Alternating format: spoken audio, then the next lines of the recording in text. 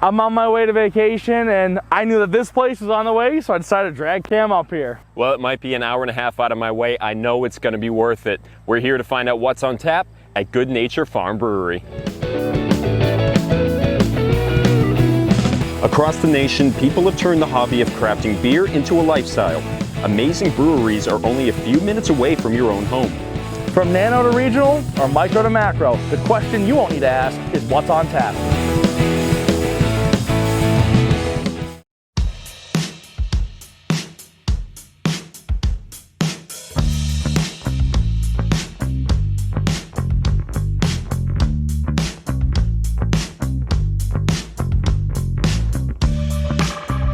Good Nature Farm Brewery started here about a decade ago in Hamilton, New York, although this hasn't always been their site. I've driven past this place though multiple times. I've been wanting to stop here every time. We're finally here. Let's go check it out.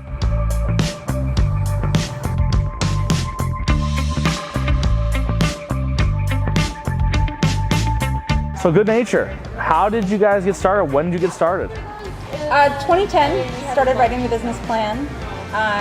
I moved back to the area temporarily. That wasn't temporary. To be closer to family. Unfortunately, my dad was very sick, and so we came back to be closer to him. But then I realized that I really wanted to be here. I love the Hamilton area. I love Central New York, but it was really challenging to find employment. Especially, it's a little easier nowadays, but you know, it's a small town. It's very rural.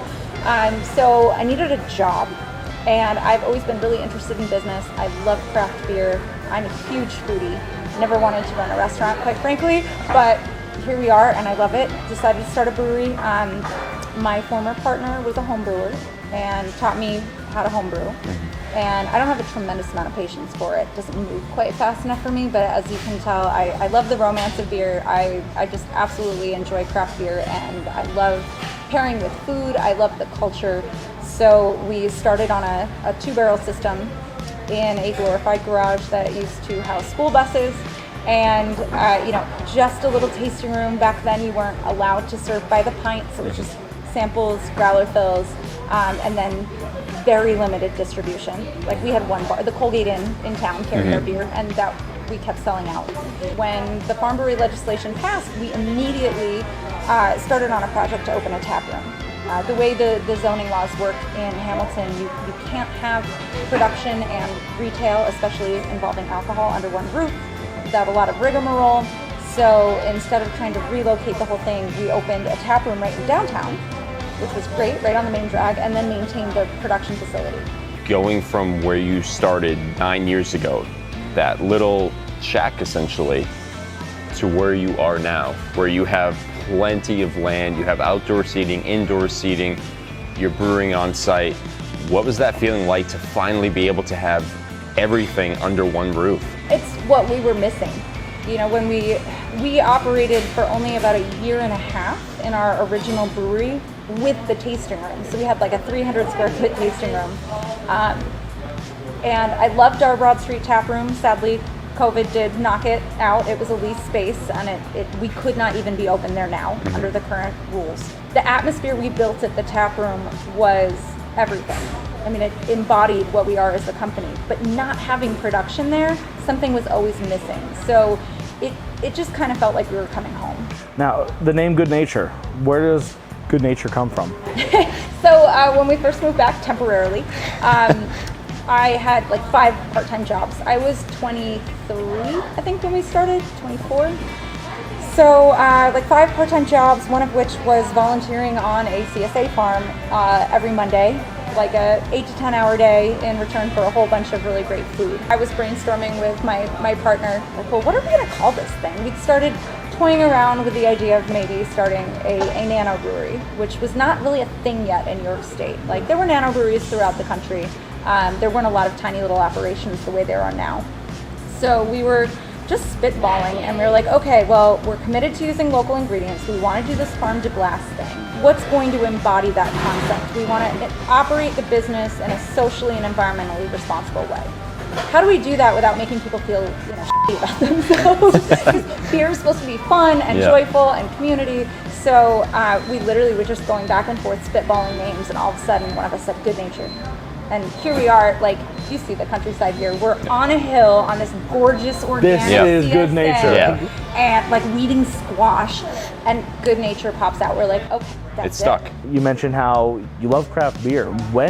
How did that start for you? When did you first get into craft beer, and then, you know, in brewing in general? So working on a farm. It's always a good start. Yep. I was living in northeast Vermont, working on a farm with some really impressive characters who made a very big impact on my life. Again, I was always totally obsessed with food. I loved to cook. I was cooking with my dad by the time I was 5 or 6 years old. I had never actually had a good beer. I had tasted a Corona and a Dos Equis. For some reason, when my parents drank beer, they drank mass-produced Mexican beer. I don't know. So that's the only beer I had ever tried, and I just didn't think I liked it. And it was lunchtime on the farm, and they handed me a Saranac. And we had like a mixed pack, 12-pack of Saranac, and it's like, okay, well, I'll try this one. And it happened to be a black and tan. And which I'm happy to, I think I heard a rumor that they're making that again, so I'm happy to hear that. Yeah. And I just had never tasted a beer like that. I did not know beer could taste like that. Like what you were talking about earlier, like having a wide array of beers, you eventually will find something that somebody really enjoys. Yep. I just didn't know that beer could taste like that. Yeah. And it just got massively out of control from there. You talked about the tap room closing, but I mean, this being, you know, the newest edition and you know, just being the main area now for Good Nature, what is next? What are the future plans for you guys? Yeah. It's so challenging because I would have given you a completely different answer 4 or 5 months ago. COVID has changed everything, and we've had to, just like everybody else in the world, we've had to adapt very quickly. And reconceive a lot of what we do. Our brand calendar went out the window. Yeah. The way we do business is very different now. I mean, for a while we were only doing curbside pickup and home delivery. We have turned into much more of a full-service family restaurant than I ever expected, which is not necessarily a bad thing. You know, we have a lot of young families that come, and there's kids running around, dogs running around, and 18 to 22-year-old students running around, and faculty members. So. You know, we have spent a lot more time focused on this facility and what we do on the customer-facing retail side, because for a little while that was really our only outlet for sales. So I wish I could tell you exactly what's coming next. We have been getting really creative about the beers that we're coming out with. We used this time to get that pilot system up and running so we can start to experiment with new flavors, different ingredients we don't usually use our customers as guinea pigs, which is, you know, our favorite thing to do before we send it out into distribution. So, you know, the plan, it's terrible to say, the plan is to survive, to diversify, to be open to new experiences. This place is fun. We drive down a lot to have a beer, and then she usually loses in cornhole in a few minutes, and it's a good time. I like coming down here. Yeah, we come here a lot. We enjoy the outside atmosphere and the food too. All right, so we had to grab one of their wood-fired pizzas. This is the Caprese pizza that they are one of their top sellers here. So, I mean, I guess I just gotta grab it, man. Yeah, so we got a little balsamic vinaigrette on there, some half tomatoes, mozzarella. Fresh mozzarella. I gotta get that just dropped, tomato drop off. And it just dropped off again. I want the piece on here. That was delicious. That fresh tomato on there. I mean, and that the balsamic. I mean, wow. You can tell how this is like the wood-fired pizza. I mean, they wanted to go all out. Yeah. They wanted to really make this a real good place. That, you know, the food. It's not just beer. It's got the food. Yep. And we talked about them being a farm brewery. The freshness of these ingredients, these New York State ingredients, absolutely incredible. I mean, even like Carrie mentioned, the crust made in-house. You can taste the quality of it. You got to have the right crust. That's what makes the pizza. It makes or breaks the pizza is the crust. And I like it a little softness to it, but yet you still have that crunchy outside. Yeah. And this really, they nailed it with this. Man, I just mowed through that slice. It's really good. We're behind the scenes now of Good Nature Beer. I might as well start right at the beginning here. Take us through the system and how you're able to pump out so many great beers. Sure. So we actually have two systems. We have a pilot system, which is what we're standing in front of now. That's the brew house where we actually brew the beer.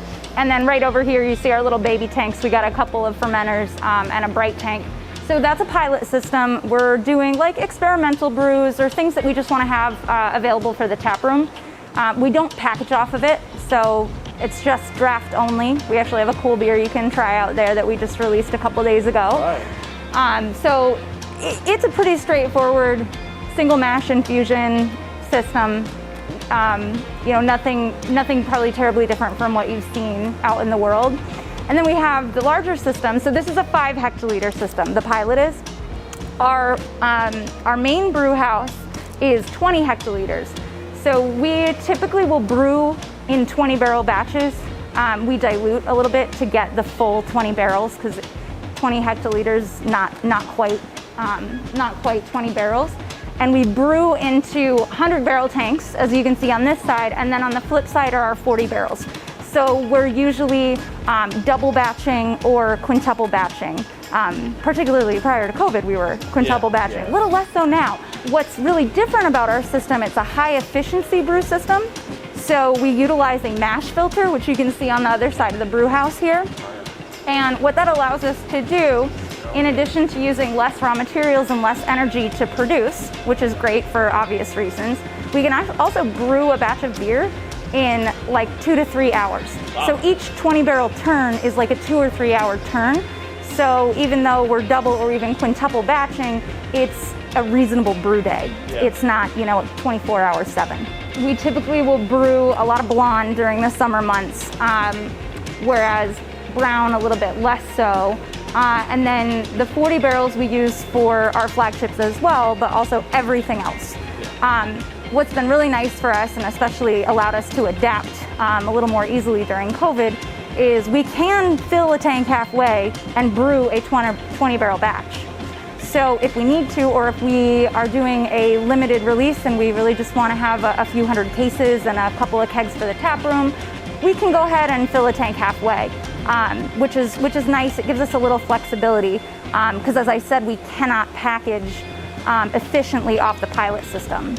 What do we got brewing right now? I'll go right in order. So we've got in FB42, we have our flagship IPA, Blightbuster. She's pretty much done fermenting, and that's the next one that's going to go into the bright tank to package. 40-1 is very exciting. That's our pumpkin brown ale. It's a pumpkin version of our American brown ale, which is our flagship dark beer. We brewed it with pumpkins, fire roasted pumpkins that we did in our wood-fired pizza oven, and pumpkin pie spice. Wow. We've made this beer before. I think we made it for the first time in 2013. Except, very exciting this year, we are packaging it in cans for the first time. We used to do it as a draft only, and we've never brewed it at this facility. So we're pretty excited. We have a cool label to go along with it, so that should be out by the end of this month. Awesome. Sounds incredible. In the bright tank right now, as you can see, this is a smaller batch. It's only about half full. That is our RBQ Smokehouse brew. It is a smoked Scottish style ale that we do for a very fabulous and well-known local barbecue joint called Ray Brothers Barbecue, right up the road. So you can only have this beer on draft and only at their place because it's their house beer, and our place, except when we can't keep up with them, and then we save it for them. So that'll be the next one to get packaged.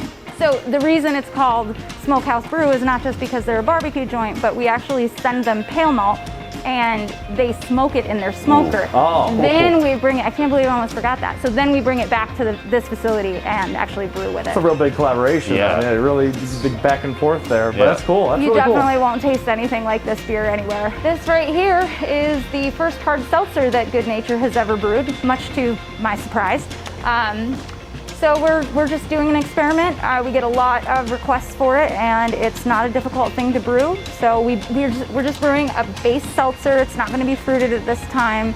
We're going to experiment with a bunch of things that we have in-house and use our lovely taproom customers as guinea pigs. That's cool. And basically make little hard seltzer cocktails and see what kind of flavors people like. So awesome. it'll be fun. That'll be a big hit. A lot of people, that's a huge craze right now, seltzer. And especially if you come to a brewery, maybe you're with someone that loves beer and maybe you're the type of person that doesn't like beer.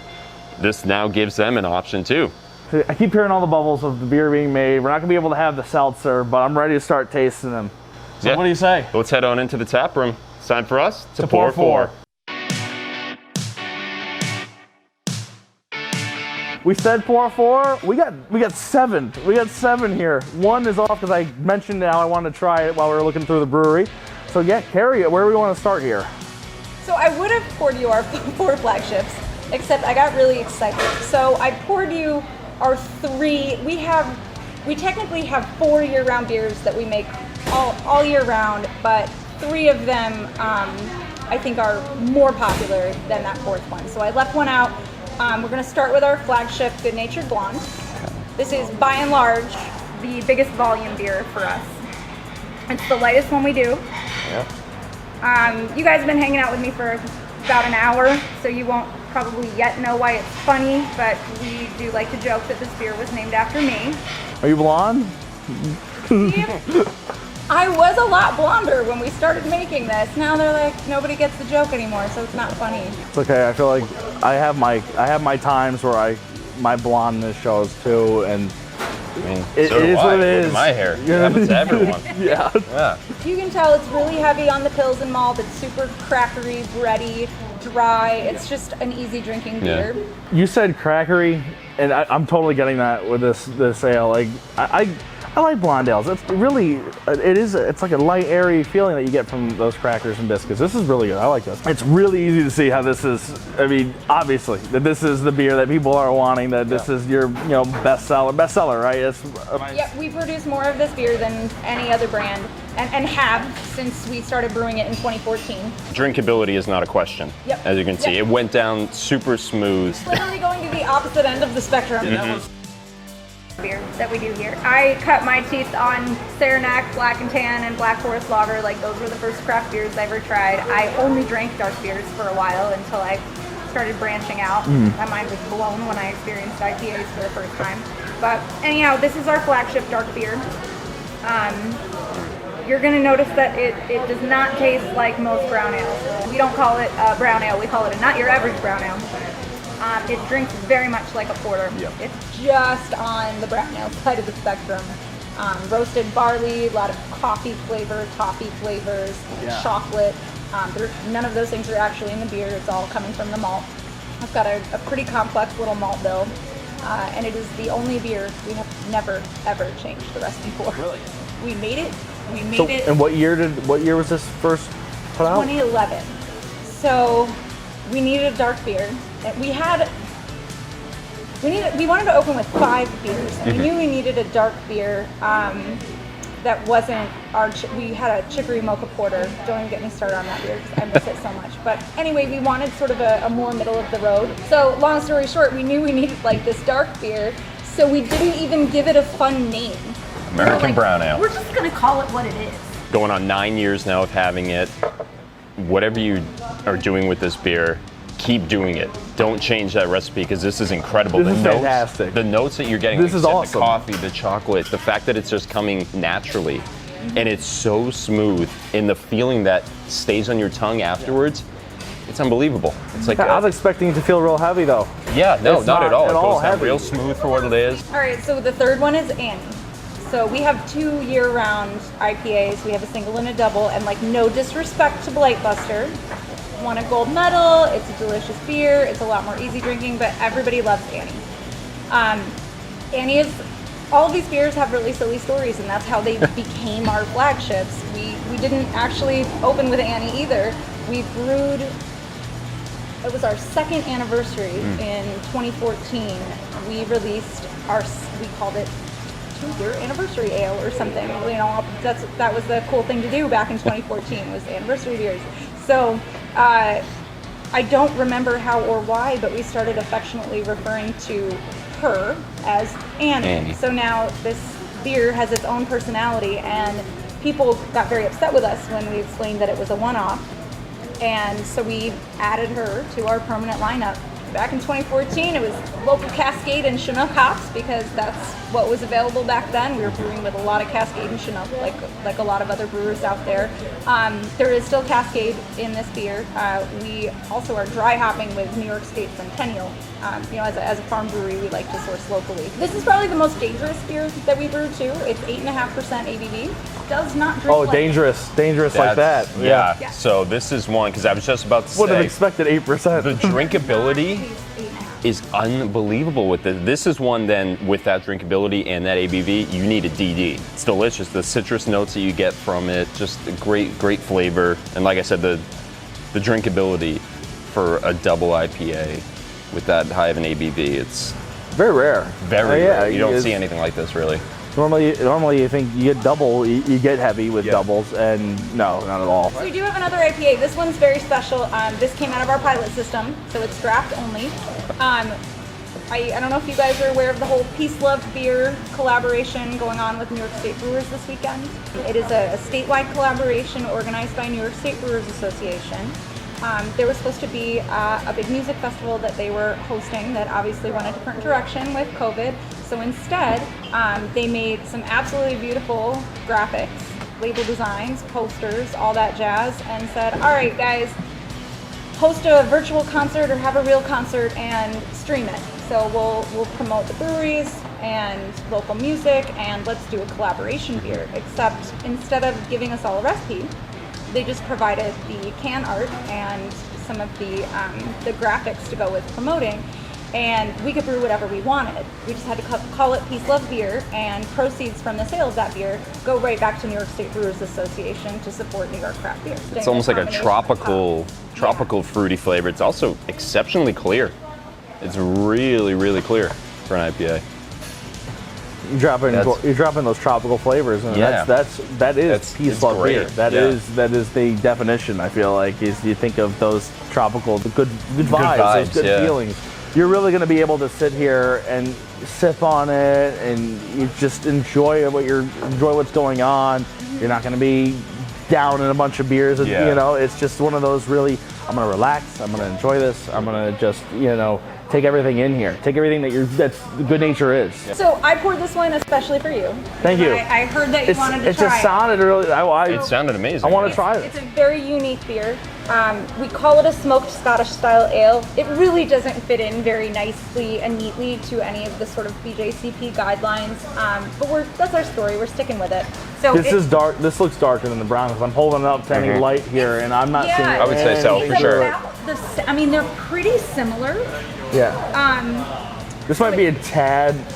It is darker. Oh, I see. Yeah. Very malt forward, so you're gonna get a semi-sweetness to it. It's sweeter than the brown, but it's balanced by that smoke, which is very light. Like it's in the background. It's not really in your face because it's all natural. It's not liquid smoke from a bottle. It's actually the malt has been smoked over. The wood chips, you can taste the quality in that. This is different every time, you say, right? It really does come out a little different every time. And again, that sometimes isn't the easiest thing if you're trying to mass produce beer, but that's what craft beer is all about in a lot of ways. And I think, in a lot of ways, it would be great to get back to that, where people do expect that there might be some variation because of seasonality or because we're doing some part of the process by hand. Yeah. Like, that's what it's all about. I've never tasted anything like this. No, it's so different. Yeah, it's so completely different. You're getting that sweetness, you say, that's right at the top of your mouth, which is like, I talk about it sometimes, I cut it out, I either leave it in or cut it out. I'm talking about like your mouth, the mouth feel that you have for this beer. I mean, you're getting it. It's like I've never had it in layers where I'm feeling at the top of my mouth. It's like in the back of your tongue, you get the smoky. Yeah. In the front, you get that whatever you're getting from the malts here. Mm-hmm. It's what I picture is I think it might be the connection to with Ray Brothers. I can have a pulled pork sandwich, a little bit of slaw, ribs, anything. Ribs. Yeah, anything from a barbecue pit. That was literally what was on my mind. You're talking about this like a rib. It matches so perfectly. it's gonna sound funny, but like, you know when you walk through, like if there's a campfire or something going, you walk through the smoke and you can almost taste it? Yeah. It's like a mellowed out version of that. That is the craziest thing. That's what I'm getting from it. Yeah. Yeah, actually, that's one of the best descriptions I've Yeah. heard. We might steal that from you. Okay, go for it. That is. So these guys are very, very special. This one here is Jacky 2. Jacky 2. Jacky 2. 2. Okay. So The sequel. as I mentioned, again, worst marketing ever, but we're not really trying very hard to market these. We do trickle some kegs out into the world for special accounts when they're interested, but you know, these beers are very unique and might not go over every place. We did bottle the very first batch of Jacky. We cannot run this beer through the canning line because it is wild. And that's terrifying. So we did hand bottle the first batch we ever did. Those days are over. I don't want to hand bottle anymore. It's a lot of 9 work. years. I feel terrible for saying that out loud. Like, I'm a hard worker, but we just decided to put it all in draft. So we released Jacky 2 18 months after the original. So it aged in the foeder for 18 months on fresh peaches. It is not toasted. You can have your foeders toasted. So it is not toasted. So we always have a lighter one coming out of Jacky and a darker one coming out of Bruce.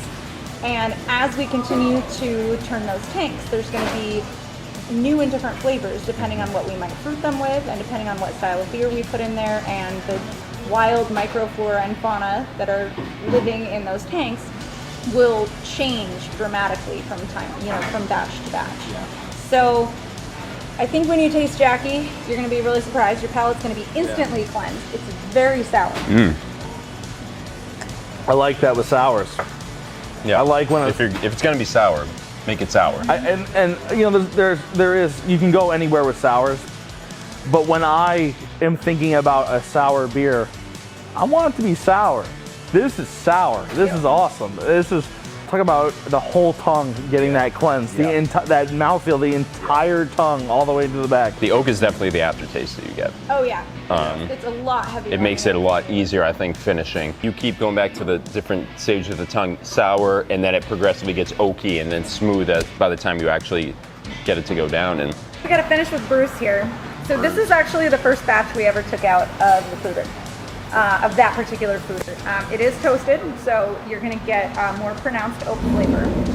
Should I expect that sourness too? It's not going to be as pungent as Jacky, but it is still certainly sour. And it's got the same good stuff that inoculated that foeder, but it's a different style of beer entirely. We brewed more of an amber or a Belgian red as the base beer before we put it in the foeders, and then we sat and cut up and hand pitted up a ton of tart cherries. which is even harder to cut than peaches. We're good nature and we do dumb things sometimes, but I think that you're gonna like it. I think that you're gonna see why it was worth it. You look at it and I immediately thought, oh, amber ale, that's what it's gonna be like. But if you had not described it, and then you taste it, and the cherry that you get, the little bit of oaky, and I think that pairs so well. And it makes it a very, very easy to drink sour. Not as tardy. Jacky starts off. It's a big flip. You hit that sour, punches you in the face. You taste it. You finish with the oak. I almost taste the oak at the beginning, sour at the end. As it goes down, you get that tardiness. And you should be getting a lot of oak because this beer actually aged for nearly 3 years. That's probably 3 years. Wait, it took me all of a sudden. 2 3/4. right, let's math. The camera is gonna see my all of a sudden like, wait a minute, 3 years? If somebody wants to get Good Nature beer on one of their taps, how are they getting a hold of you? How are they reaching out? So at this point, we only have distribution in New York State. So the best way is to, if you own a bar or a bottle shop, you can reach out to your wholesaler and see if they carry us. Of course, we also have beer conveniently located at the brewery. So we do sell 6-packs and 4-packs of our cans to go. We do growler fills, we do keg sales, and we do still have some accounts that'll pick up, right on site. So this wraps up our day here at Good Nature Farm Brewery. I mean, the beer, the food, everything here, I can't get enough of it. I'm coming back here soon. Yeah, can't thank Carrie and the entire staff enough at Good Nature Farm Brewery. And if you enjoyed this show, be sure to subscribe to our YouTube page, like us on Facebook, follow us on Instagram and Twitter so you can see where our journey takes us next on What's on Tap. Cheers. That was really good. That was good. Yeah. That was good.